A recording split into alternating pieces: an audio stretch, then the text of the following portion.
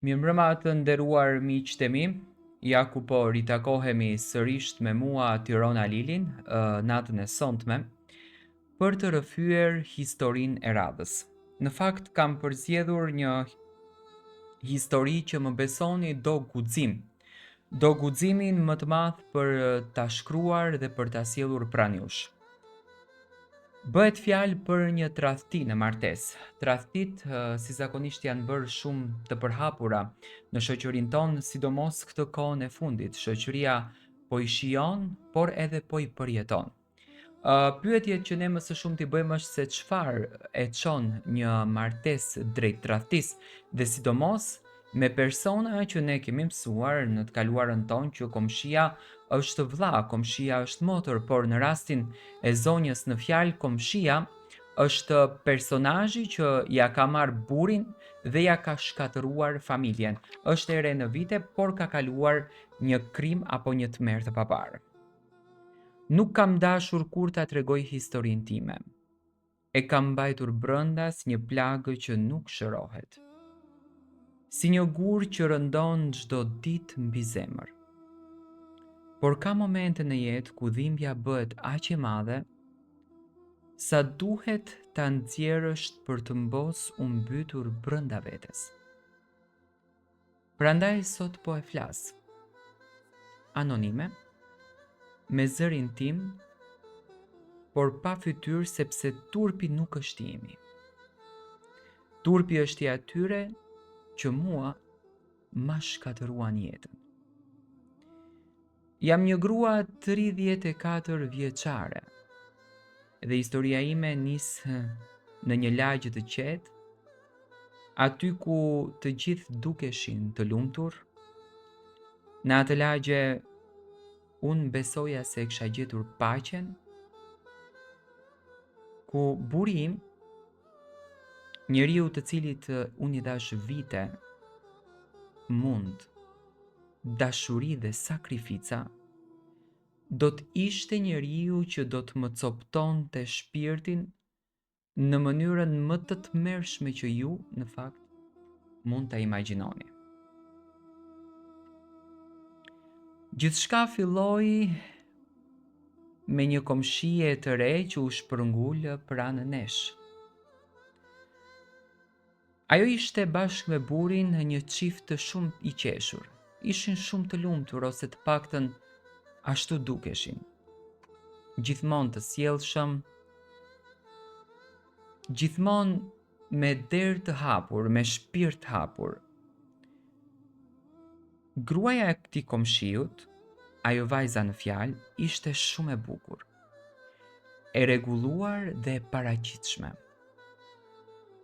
Unë e shihja si shoqe, i hapja zemrën, i tregoja problemet e mia, i qaja hallet, e konsideroja pikërisht si motrën time. Nuk e dija se ajo shumë shpejt do t'ishte thika që po mprehej pas shpinës time. Buri im filloi të ndryshonte pak e nga pak. Filloi të vishej më bukur, të vinte parfum, edhe kur dilte te dyqani poshtë i lagjes, të qëndronte më së shumti në telefon. Të kthente kokën sa herë ajo të kalonte para portës. Ndërsa unë i mbyllja sytë dhe thoja, ai është i imi. Ai mua më do. Unë jam duke imagjinuar këtë gjë.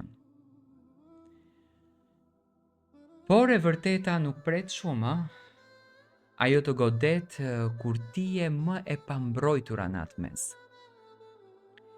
Një mbrëmje, ndërsa unë po paloja rrobat në dhomën e gjumit, dëgjova të qeshura poshtë oborit. Qeshje që në fakt mua më tingëlluan të njohura. Qeshja e tij dhe zëri i saj. U afrova te dritarja dhe pash diçka që më ngriti zemrën në fyt. Buri im i mbante dorën komshies zemër gjër, dhe ajo i buzëqeshte me një shikim që nuk ishte i një gruaje të martuar. Thash me veten, ndoshta po flasin, thjesht po flasin, por për fat keq ajo ishte vetëm fillesa e kësaj gjëje. Disa ditë më vonë, komshiu, burri i saj, trokiti në derën time. I dridheshin duart. Fytyra i ishte zbehur. Më pa drejt në sy edhe më tha, më fal që dua të flas, por shiko çfarë kam gjetur. Ma dha telefonin e tij. Në të kishte foto, kishte mesazhe, kishte audio dhe video të burrit tim me gruan e tij. Në shtëpinë tonë, në dhomën tonë të miqve, në makinën tonë. Më ra telefonin nga duart, mu erën syt, kisha përshtypjen sikur unë po vdisja aty. Ai burri, në këtë rast komshiu, kishte zbuluar gjithçka, por nuk kishte pasur guxim ta përballonte i vetëm. E donte ende gruan e tij dhe e kishte lutur që të ndalonte. Por tradhtia nuk ndalet kur zemra është e thyer e nuk ka më frikë nga asnjë njeri. U ula në dysheme dhe nuk po merja dot frym. Më dukej sikur po më shponin brinjët. Më dukej sikur dikush më kishte hequr shpirtin tim me duar. U bëra tokë, u bëra hi, u bëra askush. Kur burri im u kthye atë natë në shtëpi, nuk i bërtita, nuk e pyeta, nuk kërkova asnjë shpjegim.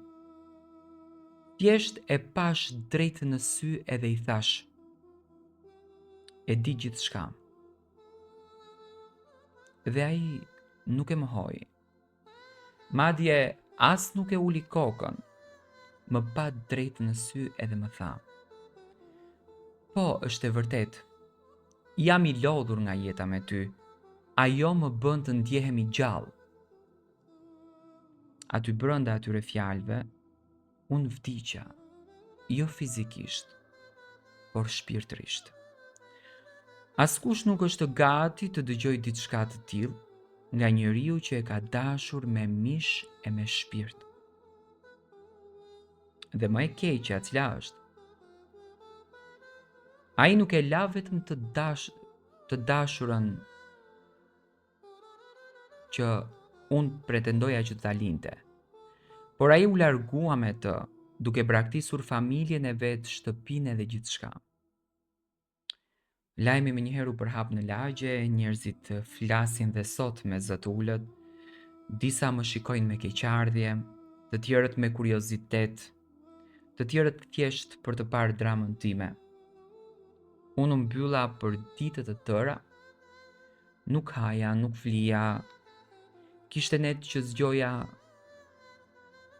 veten time në mes natës dhe e shtrëngoja jastikun fort sikur doja të mos isha unë më. Por një ditë kuptova se nuk jam unë fajtore. Nuk jam unë ajo që tradhtoi në këtë mes. Nuk jam unë ajo që gënjeu. Nuk jam unë ajo që shkatërroi dy familje. Jam thjesht një grua që në fakt dha gjithçka. Dhe në fund mbeti me asgjë.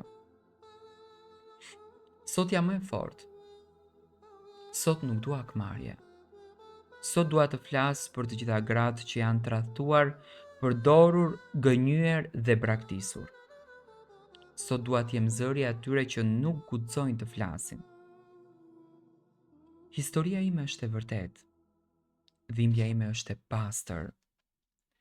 Dhe unë jam ende këtu, duke jetuar, duke marrur frym, duke u ngritur nga rënojat e shpirtit tim. Ndoshta nuk jam ajo që isha, por jam dikush që në asnjë mënyrë nuk dorëzohet lehtë. Kjo është historia e kësaj zonje, problemi me komshien, por unë dua ta mbyll me një fjalë që dashuroni aty ku duhet dashuruar familjen tuaj dhe jo budallalliqe të këtilla, sepse të shkatroni familjen nuk ka vlerë asnjë gjë në jetë më shumë se familja.